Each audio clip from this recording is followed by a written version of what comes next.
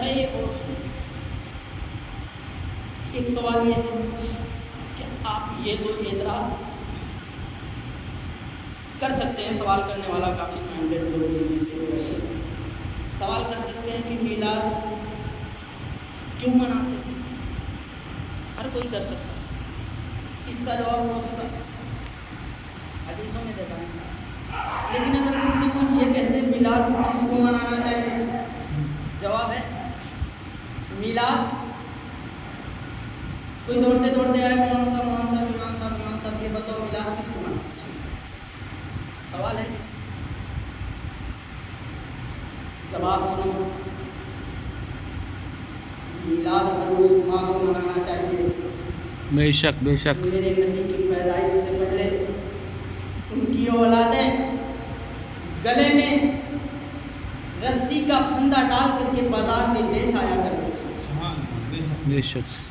اولاد اس بیٹی کو میلاد اس بیٹی کو منانا چاہیے، میرے نبی کی میلاد اس بیٹی کو منانا چاہیے کہ میرے نبی کے آنے سے پہلے ان کو زندہ قبروں میں دفن کیا جاتا تھا۔ بے شک۔ خدا کے مسلمانوں، میلاد اس باپ کو منانا چاہیے کہ میرے نبی کے آنے سے پہلے ان کی عزت آبرو کا کوئی لحاظ نہ تھا، باپ بیٹے کی کوئی عزت نہ کرتا تھا، بہن بھائی کی کوئی عزت نہ کرتا تھا، بیٹیوں کو زندہ تربور کیا جاتا تھا، ماؤں کو بازاروں میں بیچا جاتا تھا۔ قسم خدا کی مسلمانوں، پوچھتے ہو میلاد کس کو منانا چاہیے؟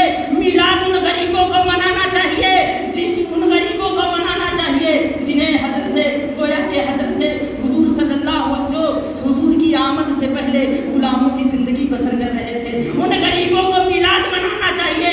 مجھ سے پوچھو کیوں منانا چاہیے؟ ارے میں لے کر کے چلوں گا آپ کو حبش کی سرزمین میں، جس کو اس وقت شاید اس سمے پہ ویسٹ انڈیز، جدھر کالی روڈ ویسٹ انڈیز درگاہ گدنا غلام ہے جس کو بلال حبشی کہتے ہیں۔ بے شک، سبحان اللہ، بے شک۔ ان کی بارگاہ میں لے چلوں، میرے نبی کی جلوہ گری کو دیکھے کون بلال ہے؟ قسم خدا کی مسلمانوں کو پہ نہ کھڑے ہو تو ایمان کو چیک کرنا۔ حضرت بلال کو گرم گرم ریت پر لٹا دیا جاتا، گرم گرم ریت، ارے جو عرب جا چکے جنہوں نے عمرہ کیا ہے ان سے پوچھو۔ قسم خدا کی مسلمانوں، یہ ایئر کنڈیشنر کا زمانہ ہے، بہت سارے سامان مہیا ہو گئے ہیں، لوگ اچھے سویدھا سے جا آتے ہیں، پھر بھی گرمی وہ زمانہ ہونے لگی، ریت کی گرم شدت لٹا دیا جاتا حضرت بلال حبشی کو اور کہا جاتا کہ احد کی صدا بند کر دے، راتوں عزا کی الوہیت اقرار کر لے، ہم تمہیں آزاد کر دیں گے۔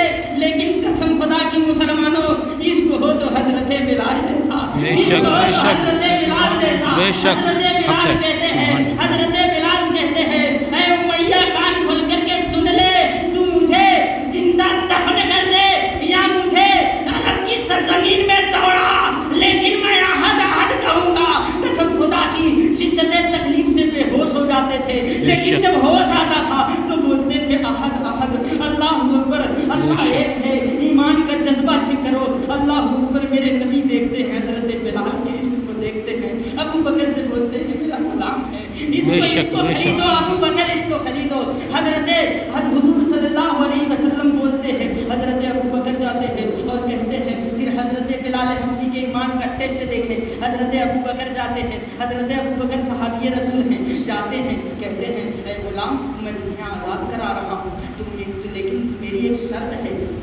حضرت بلال کہتے ہیں وہ تمہاری شرط کیا ہے؟ کہا میں تمہیں آزاد تو کرا دوں گا لیکن تم میرے نبی کی غلامی میں رہو گے۔ قسم خدا کی مسلمانوں، دیکھو شرط کیسی رکھی جائے، بے شک بے شک بے شک۔ حضرت بلال حبشی یہ بھی کہہ سکتے ہیں کہ ہاں میں نبی کی غلامی میں رہوں گا، لیکن حضرت بلال حبشی کا عشق دیکھو۔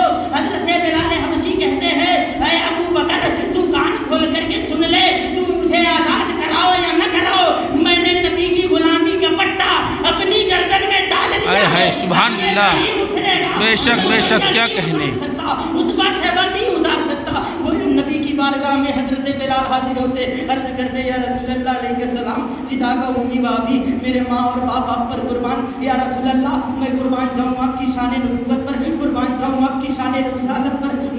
उतबा बुलाता है मैं जाता हूँ। एक गुलाम है, एक गुलाम ही ये जहन नसीब करो, गुलाम का मकाम बता रहा हूँ, मेरे नबी का इख्तियार बता रहा हूँ, मेरे नबी का अखलाक भी ज़ाहिर हो रहा है। इसमें बड़ी तवज्जो के साथ सुनना।